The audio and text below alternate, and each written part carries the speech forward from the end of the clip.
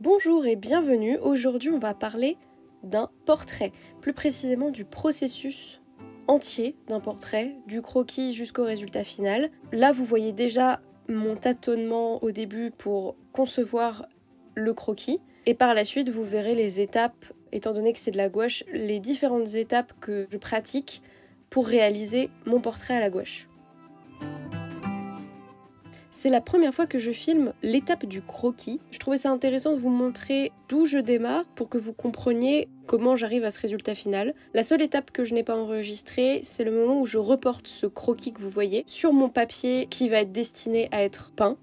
Étant donné que j'utilise une table lumineuse pour reporter mon premier croquis sur la feuille finale, vous n'auriez rien compris, vous n'auriez rien vu étant donné que la table lumineuse par définition diffuse de la lumière. Bref.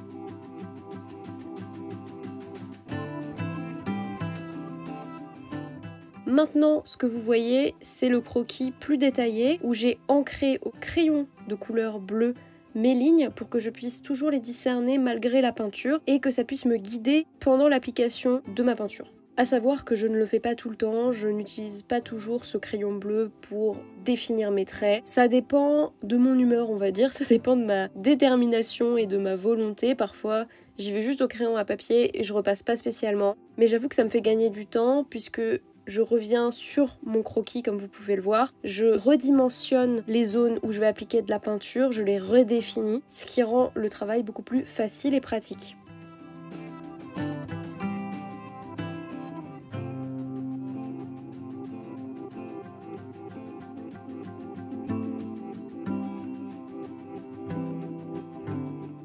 Comme vous pouvez le constater, je commence toujours par les aplats. Comme dans ma première vidéo avec mon paysage, pour les portraits ça change pas, je viens toujours appliquer des aplats puisque ça me permet de définir des zones assez larges et ça me facilite énormément la tâche une fois que je dois appliquer mes ombres, mes lumières, mes détails. Pour la gouache, il y a une autre méthode que je vois souvent, c'est pas forcément des aplats, ça va être plus découper les zones d'ombre, de lumière et de couleur, on va dire neutre, et de venir poser sa couleur neutre, puis sa couleur d'ombre, puis sa lumière, mais en ayant déjà défini ces zones au croquis. Donc il n'y aura pas d'aplat complet sur toute la surface, mais seulement à certains endroits. Certains font comme ça, il faudrait que je teste un de ces quatre cette technique. Moi j'avoue que je m'y retrouve avec cette technique d'aplat où je mets la même couleur partout, puis je viens poser par-dessus mes lumières, mes ombres. Je peux comprendre qu'on ne fasse pas comme ça puisque avec la gouache, le souci c'est que quand on veut rajouter une couleur par-dessus un aplat de gouache et que la couleur a été trop trempée dans l'eau, elle risque de baver sur celle qui est en dessous et de se mélanger. Étant donné que la gouache se réactive avec de l'eau, c'est vrai que ça peut être un point négatif. Moi j'avoue que j'arrive toujours à m'arranger pour que ça bave pas. C'est pas toujours facile, mais ça marche comme ça, donc pour l'instant je continue.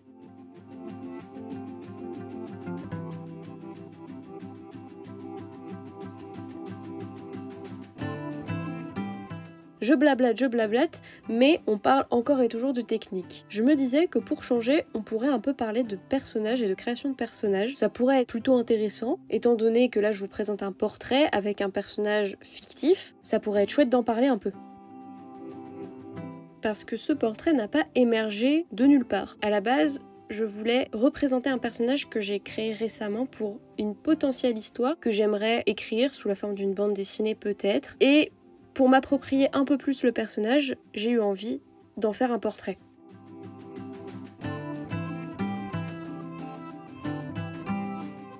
Personnellement, ça m'aide de créer des petites illustrations comme ça à gauche à droite de personnages que j'aimerais intégrer plus tard dans des histoires. C'est le cas pour ce personnage et je vais vous en dire un peu plus sur sa nature, ses ambitions et dans l'environnement dans lequel elle gravite dans l'histoire que j'aimerais lui créer. Ce personnage, c'est Madeline, une jeune femme qui, à l'orée de sa vie d'adulte, est dépassée par la vie qu'elle mène. Dépassée par les événements, dépassée par ses émotions, par ce qu'elle ne contrôle pas et par ses désillusions. Elle décide donc, un jour, très précis, de mettre fin à ses jours. Malheureusement, avant que ce jour n'arrive, sa vie est perturbée par un élément qui remet tout en cause.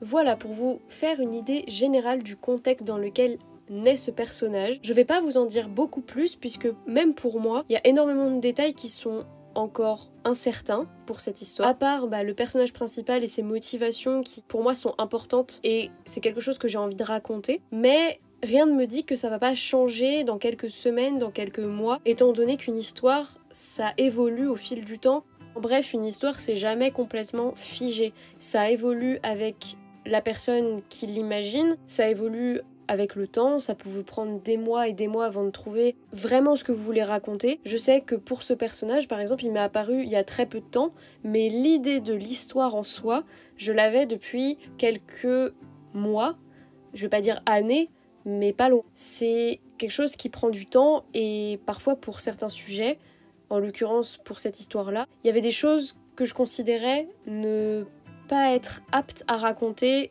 il y a quelques mois et maintenant je me sens beaucoup plus à l'aise avec le fait de les raconter.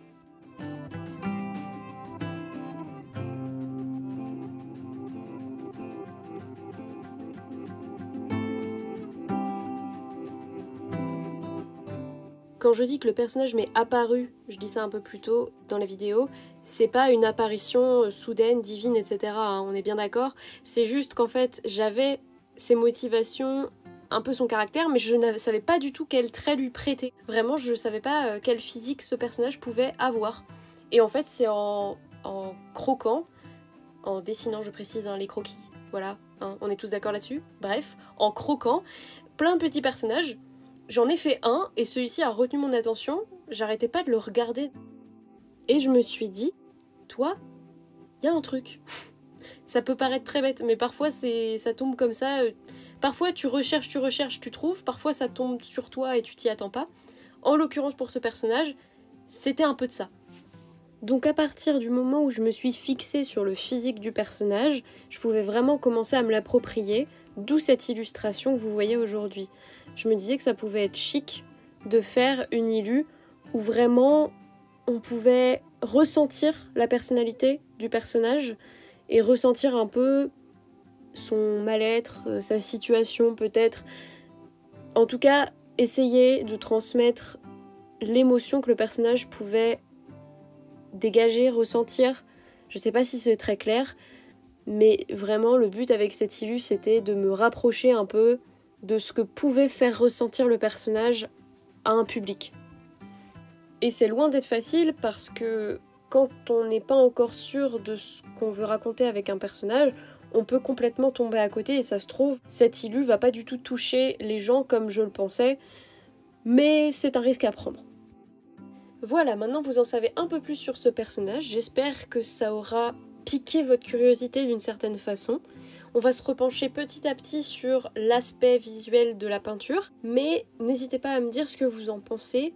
Si vous trouvez ça intéressant que je raconte le côté un peu plus développement d'histoire ou de personnage, si vous trouvez ça intéressant ou pas, vous pouvez aussi me dire si vous trouvez que c'était trop flou par exemple. N'hésitez pas à me faire un retour sur ce que vous en pensez, ça m'intéresse. On se reconcentre donc sur l'aspect visuel de la peinture et non pas le personnage. À ce moment-là, j'applique la lumière. J'aime beaucoup ce moment de l'illustration, je trouve ça vraiment chouette parce que je trouve que cette lumière, ce jaune en particulier, souligne vraiment l'aspect lumineux de cette peinture. Je voulais lui donner un côté très éclairé et je trouve qu'avec ce jaune ça marche plutôt bien et j'en suis très satisfaite.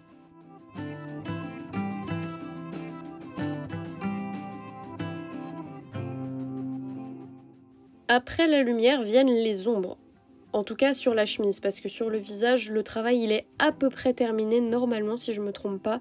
Je pense que je vais revenir poser quelques lumières vers la fin, mais pour ce qui est du visage, on est à peu près ok. Là, je viens poser des ombres sur la chemise pour pouvoir vraiment donner cet effet de volume et bien représenter où s'arrête la lumière et où commencent les ombres et où elles se mêlent. Parce que après, comme là vous pouvez le voir, j'ai fait des transitions avec du orange vers le rouge et des ombres un peu plus marquées à certains endroits.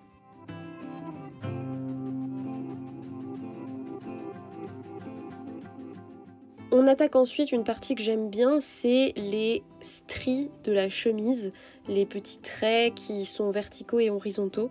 J'ai vraiment beaucoup aimé travailler dessus car ça m'a fait réfléchir sur quels traits vont être les plus foncés, lesquels vont être plus lumineux parce que la lumière vient les toucher, etc.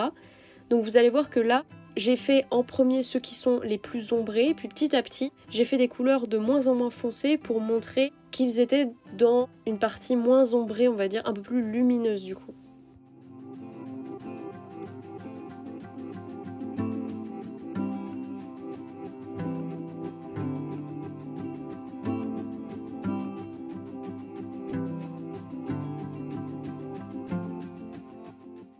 Là, ça représente bien ce dont je parlais.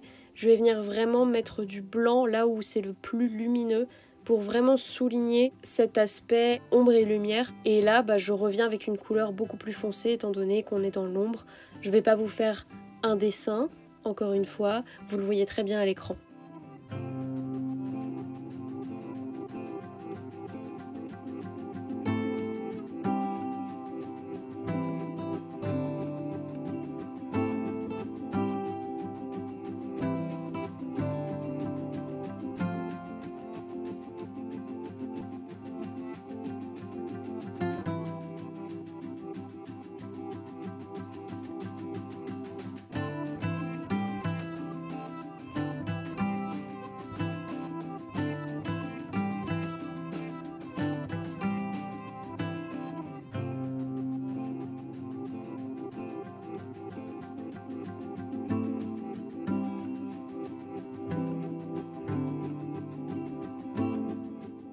Je rentre de plus en plus dans les détails, là je viens faire les cernets de la chemise, bien définir les formes pour que ce soit vraiment propre, entre guillemets, qui a un aspect bien terminé, on va dire. Pareil pour les cheveux, je reviens poser des transitions entre les ombres et les lumières pour donner encore plus de volume à la chevelure. C'est vraiment une partie que j'aime bien parce que ça y est, le plus gros effet, mes ombres, mes lumières sont posées et là je peux venir vraiment détailler, rajouter, me dire ah là un peu de blanc, là ce serait chouette, etc. C'est vraiment une partie que j'apprécie.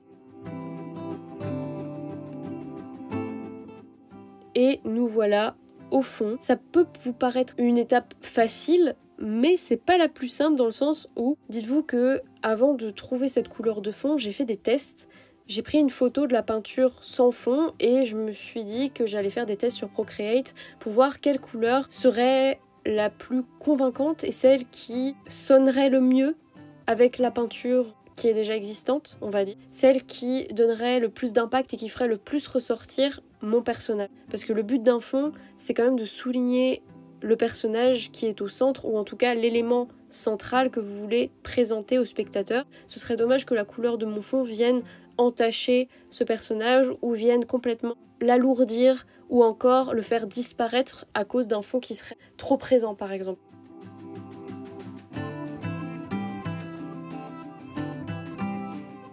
Donc c'est une étape qu'il ne faut pas négliger. On est presque à la fin de cette vidéo. J'espère que ça vous a plu. On se retrouve, j'espère, le mois prochain pour une nouvelle vidéo. Je ne sais pas de quoi elle parlera, mais j'espère qu'elle vous plaira. Je vous présente maintenant la peinture terminée avec quelques détails en plus et j'espère que la vidéo vous aura plu.